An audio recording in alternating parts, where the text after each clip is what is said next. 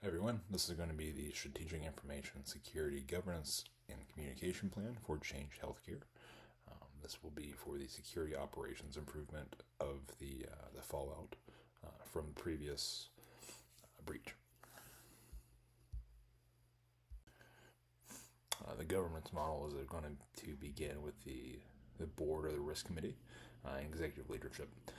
This is because the cybersecurity risk can actually materially affect the enterprise objectives. And over time, and especially after a breach, may change. The CISO would own the security strategy and risk reporting. CIO owns the technology and operational resilience. Risk and compliance would integrate the cybersecurity with enterprise risk management and the HIPAA obligations and requirements, while legal and privacy would address the regulatory exposures and notification requirements and decisions there. The external stakeholders here would actually include the HHS OCR, which is going to be exactly who governs this entire operation as it goes downhill. Outside of that, law enforcement, CISA, healthcare providers, payers, vendors, independent auditors, anyone that's going to be involved in this process in the long term would actually become the external stakeholder at that point. And here's the RACI matrix. So from the top, it's going to prevent a common governance problem. Everyone participates in cybersecurity, but no one's clearly accountable in the end. The CISO would be responsible for the assessments and reporting, while the CEO and board retain the accountability for enterprise risk decisions. The CIO would be responsible for the implementation, while risk and compliance are responsible for integrating the security risk into the enterprise risk management and regulatory obligations. Again, going back to HIPAA, legal and privacy are consulted on issues involving breach notifications, privacy and legal exposure. Critical risk could be escalated immediately rather than waiting for that monthly dashboard, that monthly get-together to say, hey, who's going to take this over? But as you can see, there is no good way to say, hey, this is who that does this, because in the end, everybody needs to be in communication with one another, especially in the grand picture of the decision evidence down here in the likelihood, impact, and control costs. Moving on, the IT governance and information assurance. This is going to ensure that technology supports the organizational objective rather than just the operating objective as a separate technical function in the grand scheme. For Change Healthcare, the most important objectives are going to be the continuity and the continuation of healthcare transactions, the taking care of the patients, the money moving, etc. Protection of the protected health information, the HII, and trusting their service, being a trusted service around the world. As we spoke in the last PowerPoint, they serve worldwide somewhere around 200 million people. In the end, the information assurance is going to be the evidence layer. It establishes that confidentiality, integrity, and availability controls are designed, implemented, tested, monitored, etc. The NIST CSF 2.0 is especially useful here because it governs the function explicitly connecting cybersecurity to enterprise risk rules, policy, and the legal obligations behind that. In the grand scheme here, governance is going to ask, are they protecting what matters the most? Information assurance is that protection the most effective protection? While the executive reporting emphasizes everything to go along with that: the risk exposure, control performance, business impact, and so forth.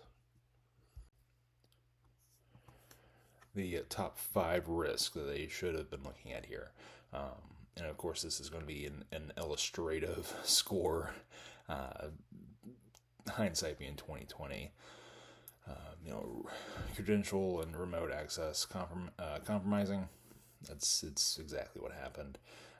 The risk register is going to use a 5x5 approach. Likelihood and impact are going to be scored from 1 to 5. And then you multiply the scores together to have the actual score there in red.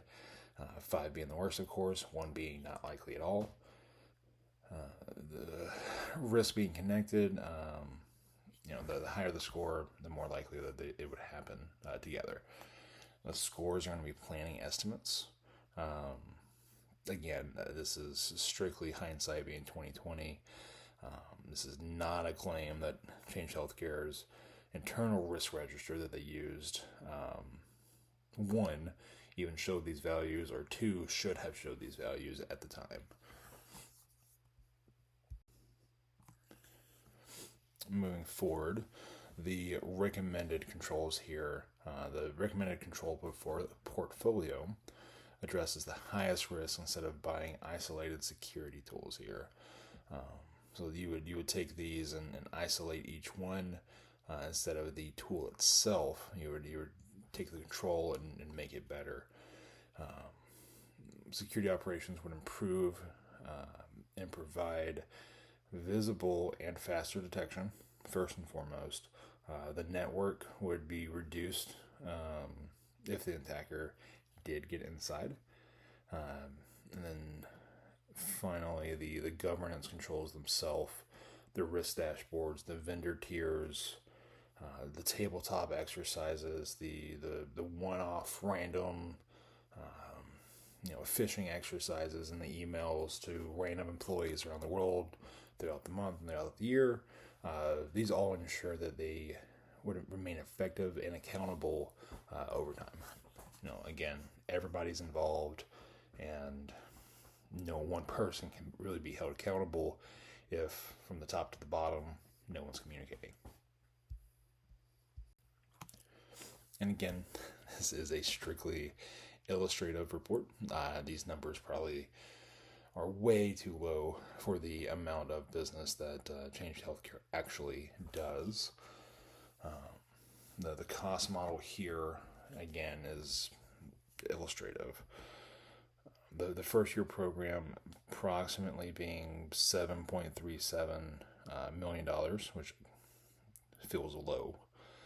Would cover the identity security operations, segmentation, the recovery, governance, and contingencies. They actually reported that $2.2 billion in direct responses for 2024, including the provider support, network restoration, notifications, and related expenses. So again, this is probably very low to counteract what has actually happened. The proposed program is less than 1% down here in the blue of their yearly investments and yearly makeup.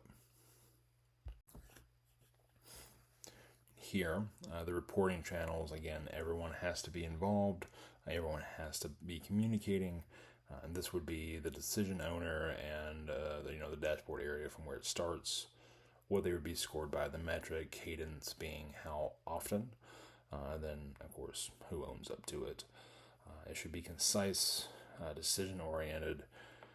Executives do not need a list of alerts or security products, right? They should already know or be informed or have read a executive summary of what has happened.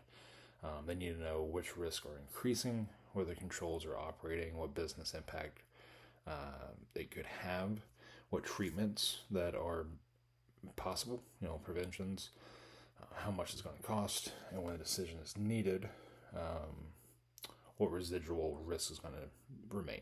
Once the issue is taken care of, what next? Metrics such as MFA, multi-factor authentications, means time to detect and respond, recovery tests, regulatory findings, critical vendor compliance. It all comes together. When it's all working, it all works. And to sum it up, first, cybersecurity must align with the mission outcomes. If nothing is going to be oriented forward, there's no point in having it, right? Continuance, protections, enterprise risk, they all need to align so you can prioritize the next step here. Should focus on the resources and the risks with the greatest potential impacts. If you're not protecting what means the most, call back to a couple slides ago, why have it?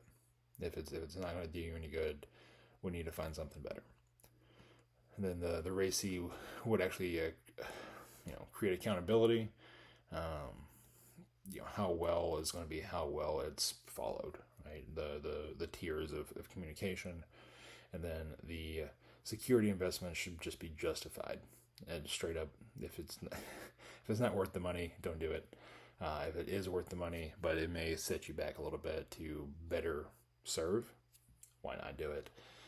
Control effectiveness, residual risk evidence. It's all there. It's just going up the board, going up the tiers into leadership. I've said it on pretty much every slide. The communication has to be there. If it's not, then why have it, right? And this last slide is just the references that were used here in this PowerPoint. You're welcome to follow these. They may have been updated. DOI numbers may change. It would just always be best to go to this direct source if need be.